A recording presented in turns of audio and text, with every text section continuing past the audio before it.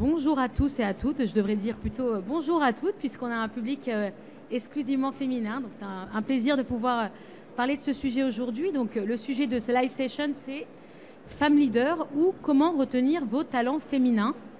Mais avant de parler de ce sujet, j'ai quelques questions à vous poser. Ah ben non, je vois qu'on n'est plus que uniquement que des femmes. Petite question pour vous. Alors, combien d'entre vous connaissent une femme ou ont connu une femme qui, au cours de sa carrière, a décidé de changer de secteur, de poste ou ne pas accepter une promotion parce qu'elle s'est dit que cela ne pouvait, par exemple, pas concilier avec sa vie personnelle ou pour d'autres raisons? Voilà, ça fait un bon paquet. Et combien de ces femmes avaient 35 ans ou moins? D'accord.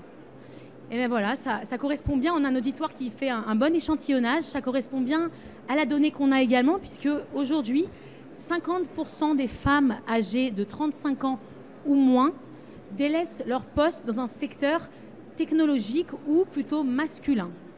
Et on y reviendra. Petite question également, dernière petite question avant de passer à la conférence.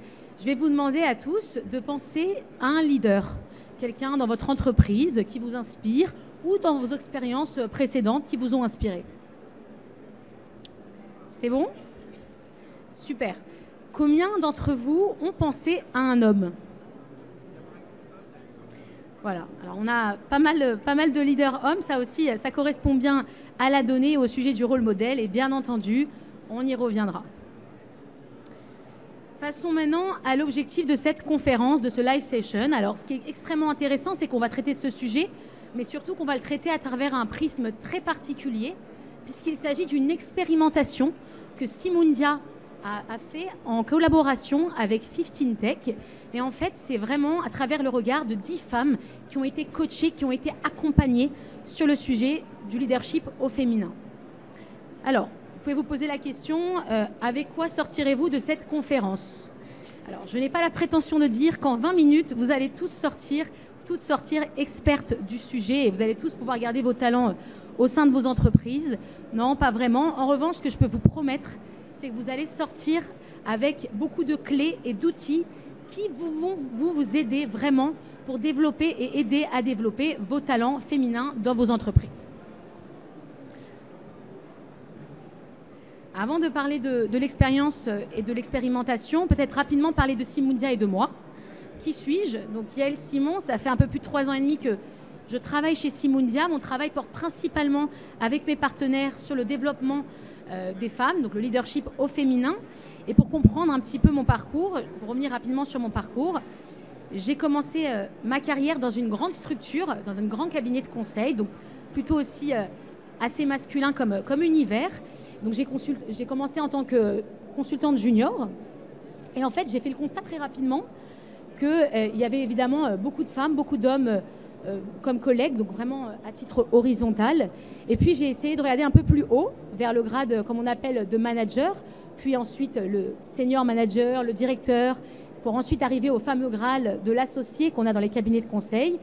Et j'ai fait le constat qu'en fait, il y avait plus de femmes, plus aucune femme dans le grade d'associé. Et je me suis dit, comment je vais pouvoir continuer si moi, en tant que femme ambitieuse, je ne peux pas arriver à ce grade-là?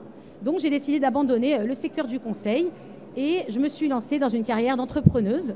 Donc, très belle aventure entrepreneuriale qui a duré plusieurs années. Et c'est là où j'ai découvert le coaching, puisque je me suis fait coacher à 2 reprises sur des sujets de women leadership.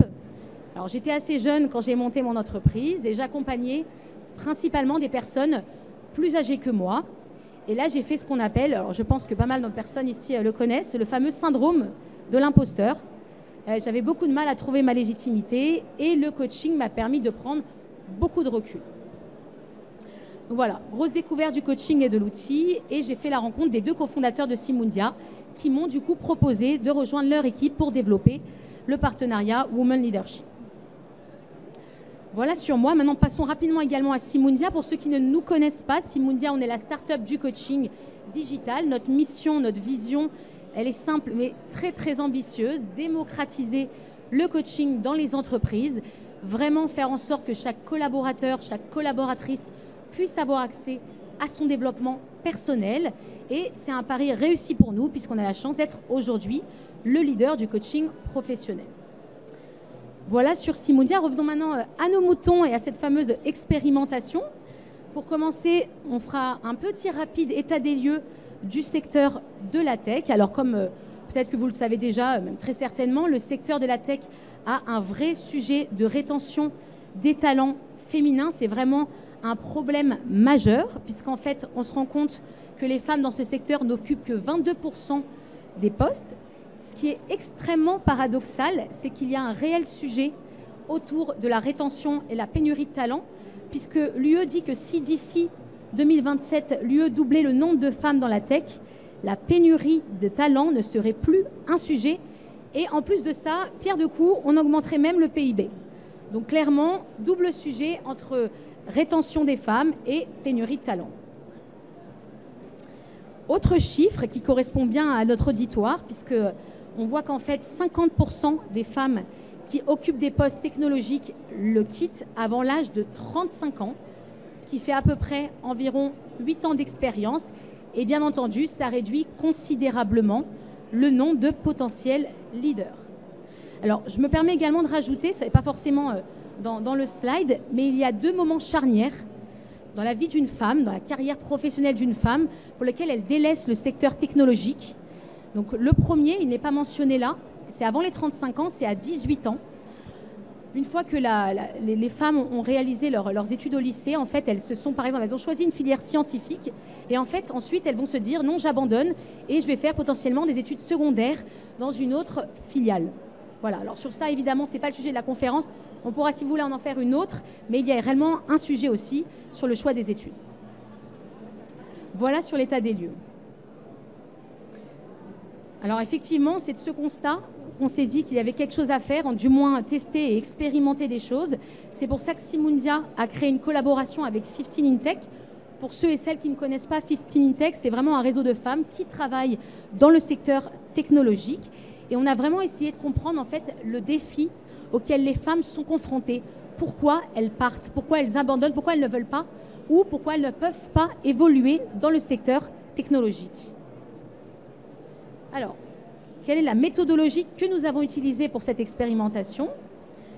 2 approches. Tout d'abord, l'étude quantitative. Donc là, on s'est tout simplement basé sur la data qu'on a récoltée sur la plateforme Simundia depuis 2017, ce qui correspond à peu près à 10 000 femmes coachées. Et enfin, l'étude qualitative. Donc là, la vraie expérimentation, puisqu'en fait, Simundia sponsorise le coaching de 10 femmes. Alors, ces 10 femmes qui font partie du réseau 15 in Tech, on a quand même demandé certains critères, notamment le fait qu'elles aient au moins 8 ans d'expérience pour vraiment être confrontées au schéma réel et qu'elles travaillent dans le secteur technologique. Et évidemment, qu'elles soient volontaires pour faire le coaching. Donc voilà. Voilà le visage de ces 10 femmes.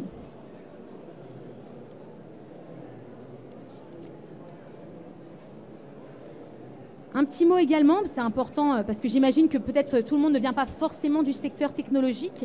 On a pris ce secteur parce qu'il est très marqué par la pénurie de talents féminins et par le problématique de rétention des talents féminins. En revanche, évidemment, vous l'avez compris, tous les apprentissages de cette étude seront applicables à tous les secteurs, masculins ou pas. Des exemples très concrets, le secteur de l'industrie, le secteur de la finance, du conseil, de la R&D et également du BTP.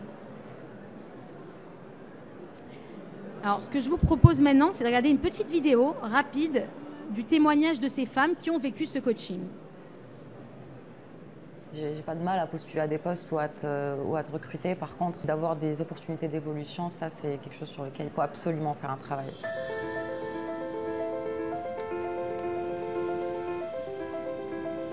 Je me suis rendu compte que je m'étais oubliée moi-même. Et ça crée des petits symptômes de début de burn-out.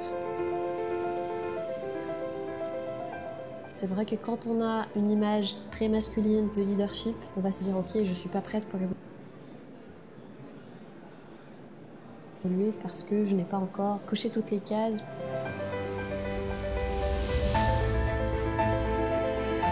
Avoir de l'ambition, ça ne veut pas forcément dire devenir super manager et avoir 3 milliards de personnes sous soi. Ça veut dire se réaliser dans son entreprise et avoir gagné en impact en fait.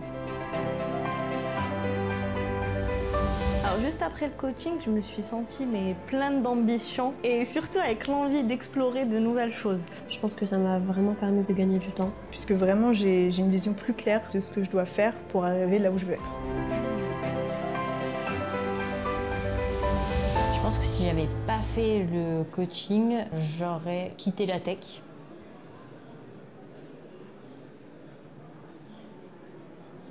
Super, alors j'espère que cette petite vidéo vous a plu. Vous pourrez évidemment retrouver l'intégralité de la vidéo sur notre site, Simundia. Mais du coup, quels sont... Hop, je vais juste passer... Voilà. Alors, quels sont les apprentissages qu'on a pu avoir des témoignages de ces 10 femmes qui ont vécu le coaching Simundia? Alors, on a essayé un peu de concaténer ça en 3 grands conseils de coaching pour les femmes qui souhaitent se développer. Le conseil numéro 1 concerne la communication. S'approprier les bons codes de communication pour se faire entendre et se sentir reconnu. Alors, ce qui est extrêmement intéressant, c'est qu'a priori, ce n'est pas forcément l'enjeu qu'on aurait en tête pour se dire que c'est un sujet de développement. Et pourtant, c'est bien prioritaire puisque 6 des 10 femmes coachées ont choisi la thématique de communication. Alors, quels sont les sujets qu'elles ont pu choisir? Les thématiques, les sujets qui reviennent le plus, c'est par exemple se faire entendre en réunion, prendre la parole en public, en toute sérénité et surtout mettre en valeur son travail. Et quels ont été les conseils qui ont été appliqués? Eh bien là, les femmes nous ont confié que grâce au coaching Simundia, elles ont pu par exemple identifier les comportements qui discréditent. Et là, je vais donner un exemple qui peut-être va vous parler à tous et à toutes. Nous sommes en réunion, on me félicite pour mon travail. Et moi, la première chose que je vais faire, c'est dire merci, mais c'est lui qui a tout fait. Voilà, je mets en valeur tout de suite le travail de l'autre. Et ça, c'est un comportement qui, à la longue, peut être extrêmement discréditant pour le développement de la carrière d'une femme. Deuxième conseil également, c'est affirmer son style de communication. Et oui, mesdames et messieurs, nous ne communiquons pas de la même manière toutes et toutes. Et c'est extrêmement important d'être authentique dans sa communication pour vraiment transmettre le bon message. C'est également comme cela qu'on pourra s'adapter à son interlocuteur. Et enfin, dernier conseil qui a été très bien appliqué et qui a été, de ce que nous ont dit les femmes, hyper puissant, c'est qu'en fait, elles ont pu se filmer en réunion ou même en réunion d'équipe en interne et voir la différence entre ce qu'elles perçoivent d'elles-mêmes et la réalité. Donc en conclusion, sur le sujet de la communication, on peut dire que quelle que soit la manière dont ont travaillé ces femmes avec leur coach, l'importance du sujet de la communication, c'est vraiment de dédramatiser et prendre conscience que la communication, ce n'est pas quelque chose qui est extrêmement compliqué. Il faut juste rester authentique et prendre confiance en soi. Voilà sur le sujet de la communication. Ce qui fait une très bonne transition avec le conseil de coaching numéro 2 qui apparaît chez les 10 femmes, c'est développer évidemment sa confiance en soi pour se sentir à sa place dans son équipe. Et là revient le fameux syndrome de l'imposteur qu'on a évoqué au début. Évidemment, ce fameux syndrome, on a du mal à trouver sa posture, sa place dans son équipe ou dans son entreprise. Et donc, ce qui est extrêmement intéressant en termes de chiffres, c'est qu'on remarque en fait que le sujet de la confiance en soi est le deuxième sujet, la thématique la plus choisie par les coachés Simundia, donc chez les femmes. En revanche, il arrive uniquement en 10e position chez les hommes en termes de thématiques choisies. Alors, on peut se demander, est-ce que ça signifie que tous les hommes ont confiance en eux et les femmes non? Certainement pas. En revanche, ce qu'on peut se dire, c'est que les femmes ont conscience de ce manque de confiance en soi et le perçoivent, et ça peut être un frein même dans leur carrière. Voilà sur le sujet de la confiance en soi. Et quels ont été les conseils qu'on a pu appliquer, que les femmes ont pu appliquer sur le sujet de la confiance en soi? Eh bien, c'est tout simplement prendre confiance dans ses arguments, dans ses idées, adapter, croire en ce qu'on dit, c'est extrêmement important également. Il y a également le sujet de prendre soin de sa santé mentale avant tout, en prenant de la distance et du temps pour soi. Et enfin, évidemment, un sujet très important et un conseil à appliquer qu'ont appliqué ces femmes, c'est lister ses forces pour comprendre vraiment sur quoi travailler et développer sa carrière. Voilà sur le sujet de la confiance en soi.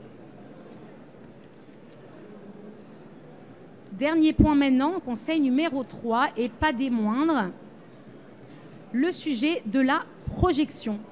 Conseil numéro 3, il faut pouvoir se projeter concrètement pour faire évoluer sa carrière. Et ça, c'est pas extrêmement simple parce que parfois, ça ne dépend pas uniquement de nous. Et un chiffre très marquant, c'est qu'aujourd'hui, les femmes représentent 48% des postes juniors, 40% des managers et 26% des C-level. Donc en fait, on voit qu'il y a très peu de femmes C-level et c'est très compliqué, nous, en tant que femmes, de pouvoir se projeter quand on n'a pas de rôle modèle sur qui s'appliquer, sur qui vraiment croire qu'on peut arriver à avoir un exemple de rôle modèle leader. Et ça se voit dans les chiffres, puis quand je vous ai demandé de penser à un leader, beaucoup m'ont répondu bah, ce leader est un homme. Donc c'est extrêmement compliqué. Alors, ces 10 femmes aussi l'ont relevé, elles nous l'ont dit. Quels ont été les conseils qui ont pu être appliqués suite au coaching? Eh bien déjà, c'est tout simple, mais prendre conscience de ce qui est en leur pouvoir, donc dans leur marge d'action, et ce qui ne l'est pas, donc ce qui dépend du système et ce qui dépend de nous. Deuxième conseil également, c'est prendre du recul. Prendre du recul aussi sur ce qui est vraiment un succès professionnel. Peut-être que finalement, le leader qu'on a en tête classique, un homme de 40 ans par exemple, n'est pas forcément le leader que nous, femmes, on a envie d'être. C'est extrêmement important de l'avoir en tête. Et enfin, et là ça concerne aussi, j'imagine qu'il y a des équipes RH dans l'auditoire, c'est aussi pour les femmes, savoir poser les bonnes questions pour son développement de carrière. Finalement, quelles sont mes opportunités d'évoluer? Il ne faut pas hésiter à aller poser ces questions. Et c'est vrai que ces femmes nous ont fait part de leur peur, de leur crainte à vouloir se projeter et à vouloir poser les questions à leur entourage professionnel. Voilà sur le sujet de la projection. Alors, résultat, maintenant, sur les 10 femmes, on en est extrêmement fiers.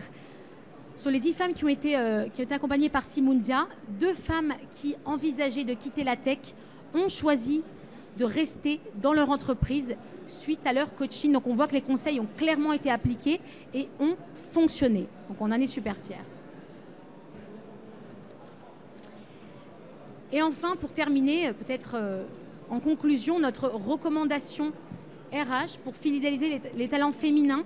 Alors évidemment, il y a 1001 manières de pouvoir accompagner vos talents féminins.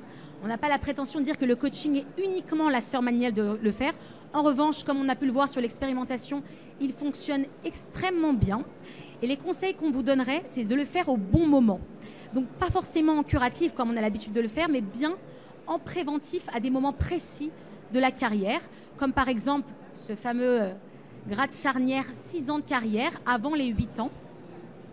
Également, lorsqu'elle manifeste des enjeux de développement, de besoin de communication, la confiance en soi, vouloir se développer. Également, au moment, par exemple, d'une prise de poste managériale et bien entendu, au retour de congé maternité. Voilà sur les recommandations. Alors, merci beaucoup de m'avoir écouté sur ce sujet très important donc, du leadership au féminin. Et évidemment, je suis à votre écoute. S'il y a des questions, je serai ravie d'y répondre. Merci à vous. Oui.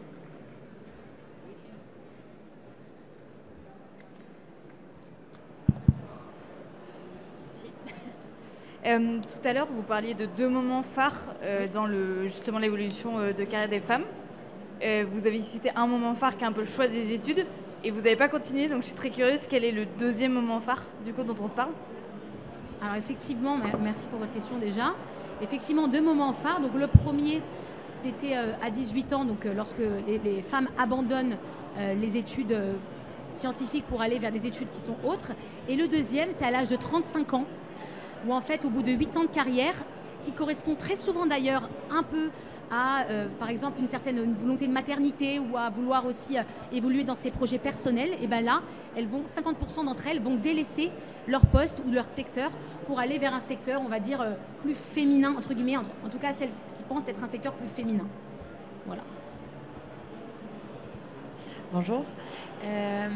Du coup, l'approche part aussi peut-être du constat que le problème, entre guillemets, vient surtout des femmes et de leur vision d'elles-mêmes. Et du coup, vous proposez à travers vos coachings que ce soit les femmes qui travaillent sur elles-mêmes. Mais qu'est-ce que l'entreprise, elle, peut faire aussi pour que la femme ne se sente pas dans cette situation-là? Alors déjà, merci beaucoup pour votre question. C'est une très bonne question, effectivement. Donc là, on a vraiment vu ça d'un prisme des femmes qui ont vécu le coaching. Alors déjà, premier point, c'est très important que les entreprises prennent conscience de ce sujet.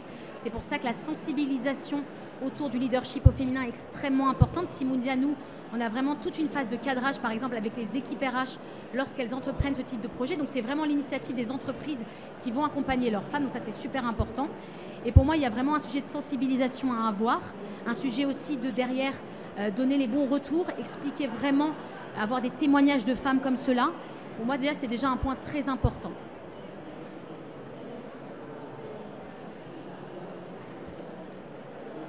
Est-ce qu'il y a d'autres questions? Non? Super. Alors, n'hésitez pas à nous rejoindre si vous avez envie de parler de leadership au féminin ou pas, de coaching, d'accompagnement. On est au stand J60 chez Simundia. On sera ravis de pouvoir continuer notre conversation.